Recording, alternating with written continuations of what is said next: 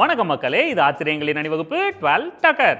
தமிழ்நாட்டோட முக்கியமான tourist spot அப்படின்னு ஒரு லிஸ்ட் எடுத்தோம்னா கோத்தகிரி அதில் கண்டிப்பாக இருக்கும். அதை பற்றின 12 டக்கரான தகவல்கள் உங்களுக்காக. கோயம்புத்தூர் மாவட்டத்தில் இருக்கிற மேட்டுப்பாளையத்திலேருந்து சரியா 35 கிலோமீட்டர் தூரத்தில் இந்த மலைநகரமான கோத்தகிரி அமைஞ்சிருக்கு. பாரம்பரியமான அமைதியான ஒரு ஊர், என்னோட ஃபேவரட் ஸ்பாட்டு.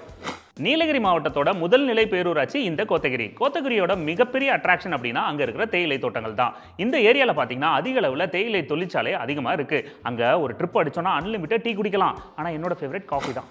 கோத்தகிரியை பொறுத்த வரைக்கும் பீன்ஸு, கேரட்டு, உருளைக்கிழங்கு, முள்ளங்கி, அப்புறம் வரிக்கி, தேயிலை தூள் இதெல்லாத்தையும் அதிக அளவில் தயார் பண்ணுற மூன்றாவது மிகப்பெரிய இடம் தான் நம்ம கோத்தகிரி. இங்கே பொறுத்த வரைக்கும் பார்த்தீங்கன்னா பசுமையை தவிர வேற எதுவுமே பார்க்க முடியாது. கோத்தகிரி அப்படின்ற பெயர் எப்படி வந்ததுன்னு பார்ப்போம். கிரி அப்படின்னா மலை, அப்புறம் கோத்தர்கள் வாழும் மலை அப்படிங்கிறதுனால கோத்தகிரி அப்படின்னு நம்ம சொல்லிக்கிட்டு இருக்கோம். அதே மாதிரி நான் வசிக்கிற பகுதியை துரைவெளி அப்படின்னு மாற்றணும்னு கோரிக்கை வைக்கிறேன். கோத்தர்கள் அப்படிங்கிறவங்க தோடாஸ், படுகாஸ் அப்படின்ற மாதிரி பழங்குடியின மக்கள் ஆவாங்க. அது மட்டும் இல்லை, கோத்தர்கள் திருச்சிக்கடி அப்படின்ற பிளேஸ்லையும் அப்புறம் நீலகிரியில் அங்கங்கேயும் வாழ்ந்துகிட்டு இருக்காங்க. பழங்குடியின மக்களை நம்ம காப்பாற்றணும், அப்பதான் நம்ம பாரம்பரியம் நிலைச்சு நிற்கும். நீலகிரியோட பழங்குடி மக்கள் அப்படின்னா கோத்தர்கள், தோடர்கள், படுகர்கள், இருளர்கள் அப்படின்னு தான் சொல்லணும். அதே மாதிரி இன்னைக்கும் பார்த்தீங்கன்னா கோத்தர்களோட பழமையான ஒரு கோவிலான ஐநோர் கோவில் நேரு பூங்கால இன்னைக்கும் அங்க இருக்கு.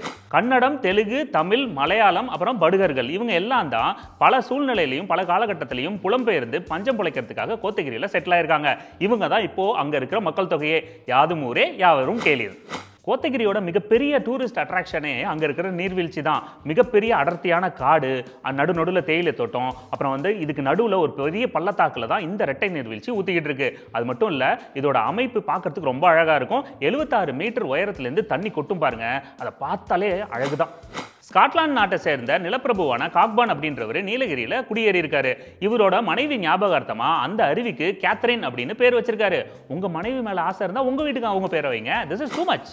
பிரிட்டிஷர்ஸ் காலகட்டத்தில் அவங்க உயரதிகாரிகள், அவங்க ரிலேட்டிவ்ஸ் எல்லாம் தங்குறதுக்கு ஒரு அழகான இடம் வேணும், விவசாயம் பண்ணுறதுக்கும் இடம் வேணும்னு சொல்லிட்டு 2 பேர் தமிழ்நாடு முழுக்க சுற்றி இருக்காங்க. அப்போ தான் கோத்தகிரியை கண்டுபிடிச்சிருக்காங்க. அதுக்கப்புறம் அங்கே தேயிலை தோட்டம்லாம் கம்ப்ளீட்டாக போட்டு ஃபேமிலியோட செட்டில் ஆயிட்டாங்க. இல்லைன்னா கோத்தகிரி அழகான ஒரு காடாக இருந்திருக்கும். நீலகிரிக்கு நம்ம டூர் போனோம்னா அங்கே மிஸ் பண்ணக்கூடாத ஒரு ஸ்பாட் அப்படின்னா தொட்டபெட்டா சிகரம். இந்த தொட்டபெட்டா சிகரத்தை பார்க்கறதுக்காகவே ஆயிரக்கணக்கான மக்கள் அங்கே வராங்க. இதுவும் கோத்தகிரியோட முக்கியமான அட்ராக்ஷன். இதோட ஹைட் அப்படின்னு பார்த்தீங்கன்னா 2637 மீட்டர். கோத்தகிரிக்கு பக்கத்தில் கொடநாடு எஸ்டேட் பள்ளத்தாக்கு, குக்கல்துறை நீர்வீழ்ச்சி, அப்புறம் சல்லீவன் நினைவகம்னு நிறைய டூரிஸ்ட் ஸ்பாட் இருக்கு. ஒரு வாரம் அங்கே போய் தங்குனீங்கன்னா ஜாலியாக என்ஜாய் பண்ணிட்டு வரலாம். ஓகே மக்களே, மீண்டும் சந்திப்போம். இது ஆச்சரியங்களின் அணிவகுப்பு 12 டக்கர் வித் மீ, உங்கள் துரை ராஜேசிலன்.